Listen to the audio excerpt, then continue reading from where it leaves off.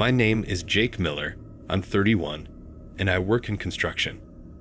I live in a small town in Ohio, where most nights are quiet and uneventful. But a few nights ago, something happened that still sends chills down my spine. I can't get it out of my head. It was late, well past midnight, and I was driving down Route 23 after a long day's work. The road was empty, and the darkness seemed to swallow everything around me. My eyes were heavy, and the hum of the tires on the asphalt was almost hypnotic. I fought to stay awake, gripping the steering wheel tighter. Just as I turned a sharp corner, I spotted something up ahead. Someone standing on the side of the road, waving desperately. At first, I wasn't sure if I should stop. It was so late, and I had heard too many stories about picking up strangers at night. But something about the way this person looked made me pull over. The man was pale and shaking, his clothes disheveled and dirty. He looked like he had been through hell. "I've been in an accident," he said, his voice barely above a whisper. "Please, I need help." Against my better judgment, I nodded and unlocked the door, letting him in. He slumped into the passenger seat, breathing heavily. The first thing I noticed was his hands. They were covered in dried blood. I tried to ignore it, thinking he must have hurt himself in the crash. But the more I glanced over at him, the more uneasy I felt. There was something wrong about this guy. As we drove, the silence between us grew heavier. The air in the car felt suffocating. I wanted to ask more questions, but I was too afraid of the answers. Suddenly, the man spoke again, his voice low and shaky. "They're coming for me," he said, his eyes darting around like he was being watched. Before I could respond, I noticed headlights in my rearview mirror. A car was speeding towards us, its lights blinding. My heart began to race. I hit the gas, trying to get away, but the car behind us was gaining fast. The man beside me began to panic, gripping the edges of his seat tightly. "You have to go faster," he screamed, his voice trembling with fear. The car behind us rammed into the back of my truck, forcing me off the road. I swerved violently, struggling to keep control, but the truck spun out and crashed into a ditch. My head slammed against the steering wheel, and everything went blurry for a moment. When I came to, the car that had hit us was gone. My heart pounded in my chest, but the strangest thing was that the man, the one I had picked up, was gone too. I looked around frantically, searching for him, but there was no trace of him anywhere. I was alone. Confused and shaken, I managed to crawl out of the truck and called the police. They arrived not long after, but when I told them about the man and the car that had attacked us, they looked at me like I was crazy. There had been no reports of accidents in the area, they said, and no one matching the man's description had been seen.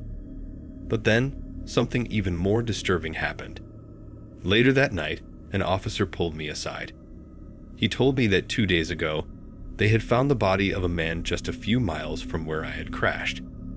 He had been brutally murdered, his body left on the side of the road. The description matched the man I had picked up. I couldn't believe it. The man I had let into my truck had been dead for 2 days. Even now, as I sit here writing this, I can't shake the feeling that he's still out there, watching me. Every time I get behind the wheel, I can't help but look in the rearview mirror, expecting to see that white face again. I don't think I'll ever feel safe driving at night again.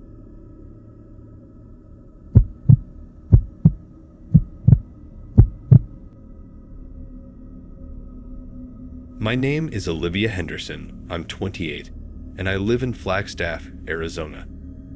I often drive long distances for work, especially through desert roads where there's nothing for miles but dry land and endless sky. I usually enjoy the solitude, but one night, something happened that made me question everything I thought I knew about the road. It was late, maybe around 11 p.m., and I was driving through the vast desert. The road was completely empty, the stars barely visible in the inky black sky. The only sound was the low hum of my car's engine.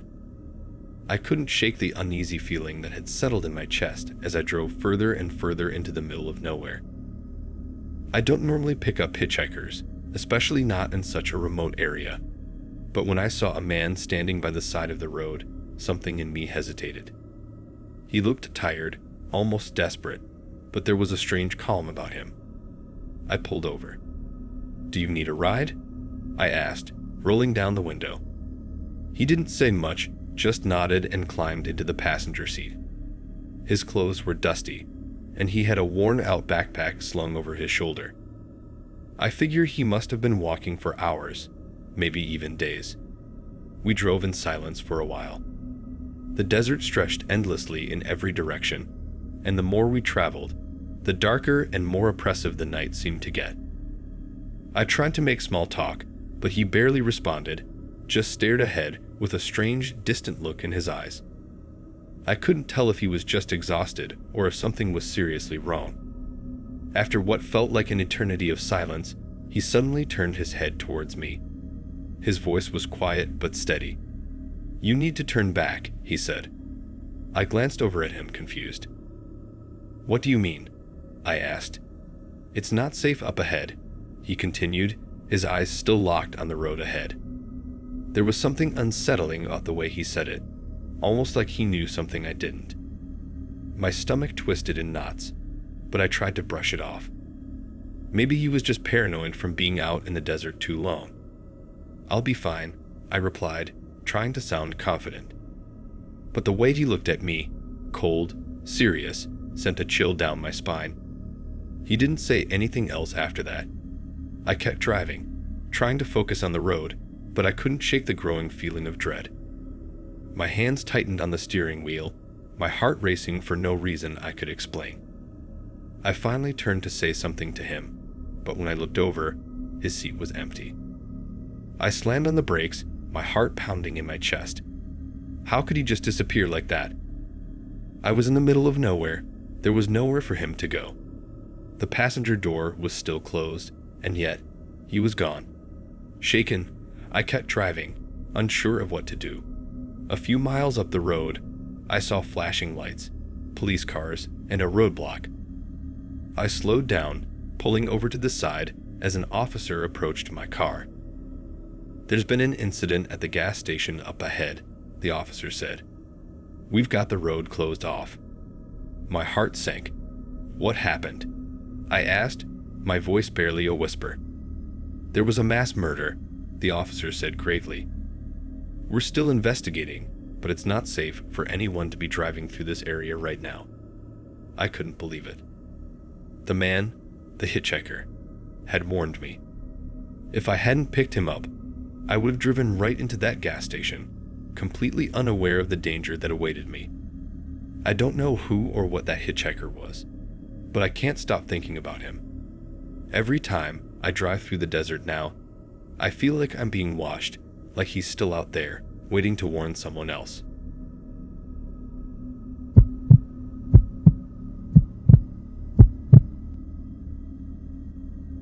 My name is Brandon Taylor. I'm 32 years old and from Dallas, Texas. I've always enjoyed taking road trips, especially at night when the roads are empty and the world feels quieter. But after one horrifying night, I can't drive in the dark without feeling that something is watching me from the shadows. It happened during one of my cross-country drives. I was heading to Denver, making good time on a long, dark stretch of highway somewhere in New Mexico. It was close to midnight, and the road was empty except for my car. The sky was pitch black, no streetlights for miles, just the occasional glow of my headlights cutting through the darkness. I was relaxed, enjoying the solitude. That was when I noticed it, a van in my rearview mirror, unmarked and creeping up behind me. At first, I didn't think much of it. I figured it was just another late-night driver like me. But as I kept driving, the van stayed close behind, its headlights glaring into my rearview mirror, almost blinding me. I changed lanes, trying to let it pass, but it didn't. No matter how fast or slow I went, the van mirrored my every move. My heart started to race. Something wasn't right. After a few more miles of this strange game, the van suddenly sped up and pulled up beside me. I glanced over, my stomach knotting with fear. Inside the van, I saw a figure in the driver's seat, wearing a mask. The mask was completely featureless, just a blank, white face. The figure turned its head towards me, staring. I couldn't see their eyes, but I felt their gaze, cold and menacing. Panic shot through me. I slammed my foot on the gas, trying to speed away. The van followed, its engine roaring as it stayed close behind me. My hands were slick with sweat, gripping the steering wheel tightly as I tried to keep control of the car. I saw a dirt road coming up ahead and made a sharp turn onto it, thinking I could lose them there. My tires kicked up dust as I sped down the bumpy path, my heart pounding so loudly I could barely hear anything else. After a few moments, I glanced in my mirror. The van was gone. Relief washed over me. But then, as I rounded a bend, I saw it. The van was parked in front of me, blocking the road. Its headlights were off now, the darkness around it somehow even more suffocating. I slammed on the brakes, skidding to a stop. My mind was racing, trying to figure out how they'd gotten ahead of me. The van's doors swung open, and several figures in masks emerged, dragging something out with them. A man. He was struggling, his screams piercing the night air. I'd watched, frozen in horror, as they threw him to the ground and surrounded him. In the dim light from my headlights, I could see them pulling out knives. They didn't hesitate. They butchered him right there in the dirt, blood splattering the ground. I couldn't breathe. I couldn't move.